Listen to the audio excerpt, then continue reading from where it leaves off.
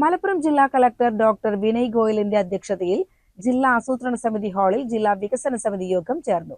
സ്ത്രീകളിലെ cervical ക്യാൻസറിനെതിരായ HPV vaccine campaign ജില്ലയിൽ ആരംഭിച്ചതായി ജില്ലാ മെഡിക്കൽ ഓഫീസർ യോഗത്തിൽ അറിയിച്ചു. ആദ്യഘട്ടത്തിൽ 14 വയസ്സ് പൂർത്തിയായവർക്കും 15 വയസ്സ് കവിയാത്തവർക്കുമായ പെൺകുട്ടികൾക്കാണ് വാക്സിൻ നൽകുന്നത്. എല്ലാ സർക്കാർ ആരോഗ്യ കേന്ദ്രങ്ങളിലും ലഭ്യമായ ഈ വാക്സിൻ എടുക്കാൻ താൽപര്യമുള്ളവർ യുവിൻ പോർട്ടലിൽ രജിസ്റ്റർ ചെയ്യേണ്ടതാണ്. ഭാവിയിൽ ഇത് നിർബന്ധിത വാക്സിൻ ഷെഡ്യൂളിൽ ഉൾപ്പെടുത്തുമെന്നും DMO വ്യക്തമാക്കി. ജപ്പാൻ മസ്തിഷ്ക ജ്വരത്തിനെതിരെയുള്ള വാക്സിനേഷൻ ക്യാമ്പയിനിൽ ഇതുവരെ 1,23,494 കുട്ടികൾ വാക്സിൻ സ്വീകരിച്ചതായി യോഗം വിലയിരുത്തി.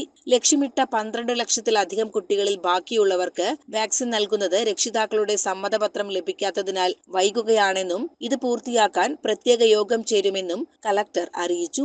അംഗൻവാടി കുട്ടികൾക്ക് പോഷകാഹാരം വിതരണം ചെയ്ത വകയിൽ കുടുംബശ്രീ യൂണിറ്റുകൾക്ക് നൽകാനുള്ള 14.89 ലക്ഷം രൂപയുടെ കുടിശ്ശിക മാർച്ച് 5-നകം ലഭ്യമാക്കുമെന്ന് കുടുംബശ്രീ ജില്ലാ കോർഡിനേറ്റർ ഉറപ്പു നൽകി. കൊണ്ടോട്ടി താലൂക്ക് ആശുപത്രിയിൽ ഡെന്റൽ അസിസ്റ്റന്റിനെ മാർച്ച് 15-നകം നിയമിക്കുമെന്നും ആശുപത്രിയിലേക്ക് ആവശ്യമായ ഉപകരണങ്ങൾക്കായി കിഫ്ബിക്ക് കത്തു നൽകിയിട്ടുണ്ടെന്നും യോഗത്തിൽ അറിയിപ്പുണ്ടായി. മുണ്ടുപറമ്പ് ജില്ലാ ഹോമിയോ ആശുപത്രിയിൽ ഉച്ചയ്ക്ക് ശേഷം OP ഇല്ലാത്തത് മൂലമുള്ള ബുദ്ധിമുട്ടുകൾ പരിഹരിക്കാൻ പ്രത്യേക യോഗം വിളിക്കും. കൂടാതെ ബസ് സ്റ്റാൻഡിൽ കയറാതെ പോകുന്ന സ്വകാര്യ ബസ്സുകൾക്കെതിരെ കർശന നടപടി സ്വീകരിക്കാൻ RTOക്ക് നിർദ്ദേശം നൽകി. തിരൂർ KSCB ഓഫീസിന് മുന്നിലെ ചാർജിംഗ് സ്റ്റേഷൻ 2 ആഴ്ചയ്ക്കകം പ്രവർത്തനക്ഷമമാക്കുമെന്നും യോഗത്തിൽ തീരുമാനമായി. ജില്ലയിലെ വിവിധ വകുപ്പുകളുടെ വാർഷിക പദ്ധതി ചിലവ് 91.29% പുരോഗതി കൈവരിച്ചതായും യോഗം വിലയിരുത്തി.